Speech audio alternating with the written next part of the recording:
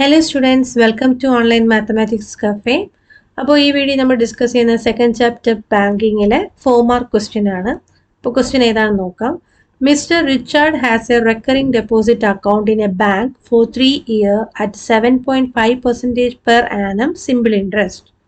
If he gets rupees 8,325 as interest at the time of maturity, then find first part the monthly deposit, second part the maturity value. അപ്പോൾ ഇത് ICC 2017 ചോദിച്ചൊരു question ആണ്. അപ്പോൾ ഇവിടെ എന്തൊക്കെയാണ് നമ്മൾക്ക് തന്നിട്ടുള്ളത് നോക്കാം. ഇവിടെ Richard recurring deposit account open ചെയ്തു എന്ന് പറഞ്ഞിട്ടുണ്ട്. എത്ര വർഷത്തേക്കാണ് എന്ന് തന്നിട്ടുണ്ട്. സോ N എന്ന് പറയുന്നത് 3 years ആണ്. 3 years ആകുമ്പോൾ 3 into 12 ആണ് ചെയ്യേണ്ടത്. സോ എന്ത് കിട്ടും? 36 months എന്ന് കിട്ടും. ദെൻ റേറ്റ് തന്നിട്ടുണ്ട് 7.5%. Then if we get rupees 8,325 as interest, അപ്പോൾ ഇൻട്രസ്റ്റ് ആണ് നമുക്കിവിടെ തന്നിരിക്കുന്ന 8,325 എന്ന് പറയുന്നത് 8,325 എന്ന് പറയുന്ന ഇൻട്രസ്റ്റ് എമൗണ്ട് ആണ്. ഓക്കെ അല്ലേ? അങ്ങനെയാണെങ്കിൽ ഫസ്റ്റ് കാണേണ്ടത് മന്ത്ലി ഡെപ്പോസിറ്റ് ആണ്. ദാറ്റ് മീൻസ് P ആണ് നമുക്ക് എന്ത് ചെയ്യേണ്ടത്? കണ്ടുപിടിക്കേണ്ടത്. സോ നമുക്കിവിടെ ഏത് ഫോർമുലയാണ് അപ്ലൈ ചെയ്യേണ്ടതെന്ന് നോക്കിക്കേ. I ഉണ്ട്, N ഉണ്ട്, R ഉണ്ട്, P കാണണം. സോ നമുക്ക് ഏത് ഫോർമുല അപ്ലൈ ചെയ്യണം? Second formula. അപ്പോൾ സെക്കൻഡ് ഫോർമുലയിൽ അപ്ലൈ ചെയ്യുമ്പോഴത്തേക്ക് നമുക്ക് എന്ത് കിട്ടും നോക്കാം. അപ്പോൾ ഇതാണ് നമ്മുടെ second formula. I equal to PNR into N plus 1 by 2 into 12 into 100. അപ്പോൾ ഇവിടെ നമുക്ക് P ആണ് വേണ്ടത്. സോ P equal to നമുക്ക് ഇതിനെ എങ്ങനെ കൺവേർട്ട് ചെയ്യാം? I into 2 into 12 into 100 divided by N into R into N plus 1. ഇനി വാല്യൂസ് സബ്സ്റ്റിറ്റ്യൂട്ട് ചെയ്യാം. I എന്ന് പറയുമ്പോൾ ഇവിടെ 8,325 ആണ്. Into 2 into 12 into 100 divided by N എന്ന് പറയുന്നത് ഇവിടെ എത്രയാണ്? 36 ആണ്. R എന്ന് പറയുന്നത് 7.5 ഇൻറ്റു N plus 1 ആണ്. So 36 plus 1 37. ഇനി ഇവിടെ നമ്മൾ ക്യാൻസലേഷൻ മെത്തേഡാണ് യൂസ് ചെയ്യുന്നത്. അപ്പോൾ ക്യാൻസലേഷൻ മെത്തേഡിൽ നമുക്കിവിടെ 12ഉം 36ഉം 3 times ക്യാൻസലായി പോവും.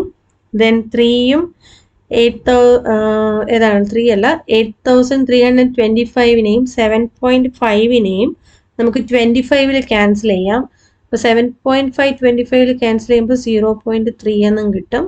8,325നെ 25ൽ ക്യാൻസൽ ചെയ്യുമ്പം 333 എന്നും കിട്ടും. ഇനി അഗെയിൻ 0.3യും 333യും നമ്മൾ ക്യാൻസൽ ചെയ്യുമ്പോൾ നമുക്ക് എത്രയാണ് വരിക?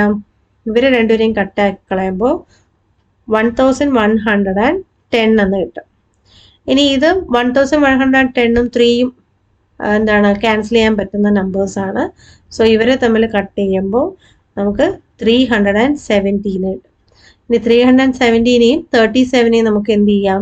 ക്യാൻസൽ ചെയ്യാം. സോ ന്യൂമറേറ്ററിൽ 10 വരും, ഒരു 2 ഉണ്ട്, ദെൻ ഒരു 100 ഉണ്ട്. സോ പിയുടെ വാല്യൂ നമുക്ക് എന്താ കിട്ടുന്നതെന്ന് നോക്കിക്കേ. P equal to 10 ഇൻറ്റു ഇവിടുത്തെ 10, ദെൻ പിന്നെ എന്താണ്? 2 ഉണ്ട് ബാലൻസ്, പിന്നെ ഒരു 100 ഉണ്ട്.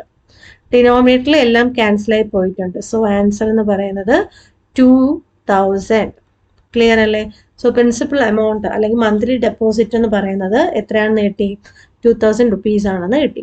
ഇനി നെക്സ്റ്റ് നമുക്ക് കാണേണ്ടത് മെച്യൂരിറ്റി വാല്യൂ ആണ് കണ്ടുപിടിക്കേണ്ടത്. അപ്പോൾ മെച്യൂരിറ്റി വാല്യൂ കാണാനായിട്ടുള്ള ഫോർമുല ഏതാണ്?